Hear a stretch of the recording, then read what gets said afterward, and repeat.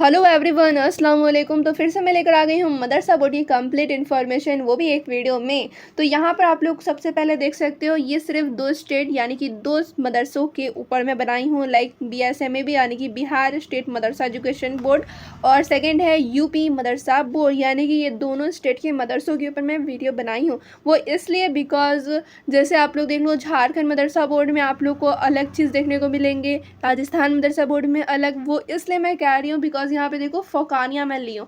फ़ौकानिया जो ऐसा मतलब आप लोग समझो, फ़ौकानिया जो डिग्री है ये आप लोग को सिर्फ बिहार मदरसा बोर्ड में देखने को मिलेंगे। सिर्फ नहीं, ऐसे आप लोग झारखंड मदरसा बोर्ड में ही देखने को मिलेंगे, लेकिन यूपी मदरसा बोर्ड में आप लोग को देखने को नहीं मिलेंगे। इसमें मुंशी मौलवी से स्टार्ट ही होता है, फ़ौकानिया नहीं रहता है। इसलिए मैं सिर्फ इन दोनों स्टेट का ली हूँ, बिकॉज हर स्टेट में अलग अलग होते हैं, तो वहाँ पे दूसरे वीडियो में मैं कवर करूँगी। फिलहाल यहाँ पर आप लोग देखो।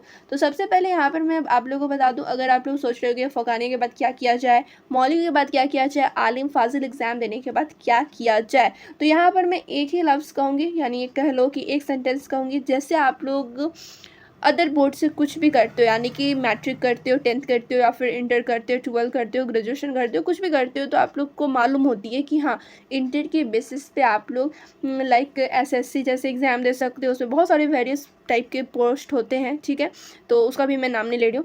SSC होते हैं, रेलवे में आप लोग जा सकते हो, उसमें आप लोग मेडिकल लाइन में भी जा सकते हो, उसके बाद से एयरफोर्स में भी जा सकते हो, यानी कि आप लोग को मालूम होती है कि हाँ, इंटर बेसिस पे आप लोग बहुत सारे फील्ड में जा सकते हो। तो मदरसा बोर्ड में क्या होता है, इसमें ज़्यादा कोई बताने वाला भी नहीं होता है, और मालूम भी नहीं होता है कि फ़ौकानिया करके या फिर आलिम करके, फाजिल करके क्या किया जा सकता है, कहाँ पर जाया जा सकता है। तो इस वीडियो में मैं वही बात करूँगी।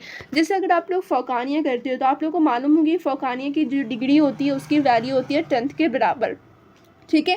और मौलवी आप लोग करते हो तो इसके जो डिग्री की वैल्यू होती है इंटर के बराबर होती है। आलिम की वैल्यू आप लोगों को मालूम है ग्रेजुएशन के बराबर, वही 3 इयर्स के होते हैं। फाजिल की डिग्री की वैल्यू होती है MA के बराबर, ठीक है। तो ये सब आप लोगों को मालूम होगा।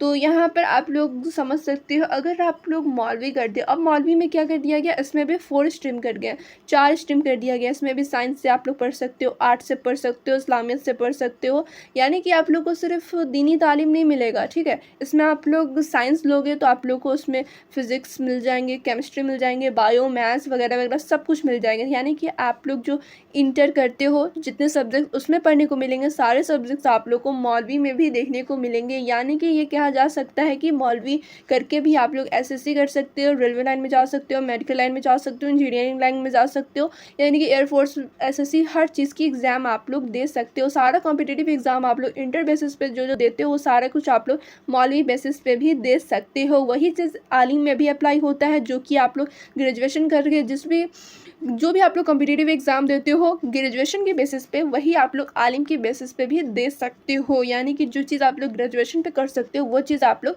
आलिम पर भी कर सकते हो। तो यहाँ पर एक चीज़ मैं कहूँगी, मान लो अगर आप लोग मौलवी की हो, ठीक है, मौलवी की हो, तो आप लोग चाहोगे या तो आलिम करोगे या फिर किसी कॉम्पिटिटिव एग्ज़ाम की तैयारी करोगे, और उसका जो फॉर्म भरोगे मौलवी बेसिस पे भर सकते हो, ये भी आप लोग कर सकते हैं। लगभग आप लोगों को समझ में आ रहा होगा कि जैसे कि बहुत सारे लोग पूछते हैं कि मौलवी का एग्ज़ाम हो गया, अब इसके बाद क्या किया जाए, या तो आप लोग आलिम कर लेंगे या फिर किसी कॉम्पिटिटिव एग्ज़ाम की तैयारी भी आप लोग कर सकते हो। समझ रहे हो आप लोग, इसी तरीके से आप लोग कर सकते हैं। अब आप लोग कहोगे कि मौलवी बेसिस पे कौन कौन से फॉर्म भराते हैं, तो वो मैं आप लोगों को पहले भी बता चुकी हूँ, और इससे पहले भी बताई हूँ, ठीक है, कि आप लोग मौलवी बेसिस पे जो जो इंटर बेसिस पे आप लोग फॉर्म भर सकते हो, वो सारा कुछ आप लोग मौलवी बेसिस पे भी फॉर्म भर सकते हो। अब आप लोग कहोगे कि इसका लिस्ट ले आने के लिए, यानी कि मौलवी बेसिस पे क्या क्या होता है, आलिम बेसिस पे क्या क्या होता है, इसका लिस्ट लाने के लिए, तो वो भी मैं ले आऊँगी। फिलहाल ऐसा कोई कमेंट नहीं है, इसलिए मैं अभी फ़िलहाल वीडियो नहीं ला रही हूँ, ठीक है, लेकिन कुछ दिन बाद आ ही जाएगा।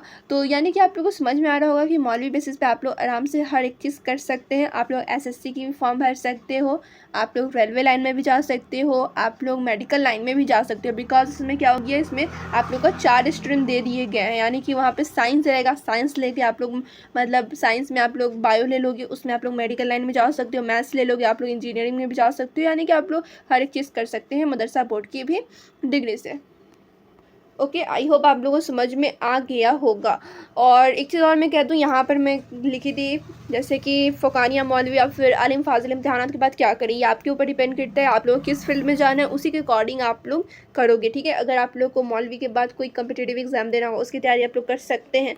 नहीं करना हो तब आप लोग डायरेक्ट आलिम करो, फ़ाज़िल करो, ये सब आप लोग कर सकते हो। तो आई होप आप लोग क्लियर हो गया, और फिर मिलती हूँ दूसरे वीडियो में।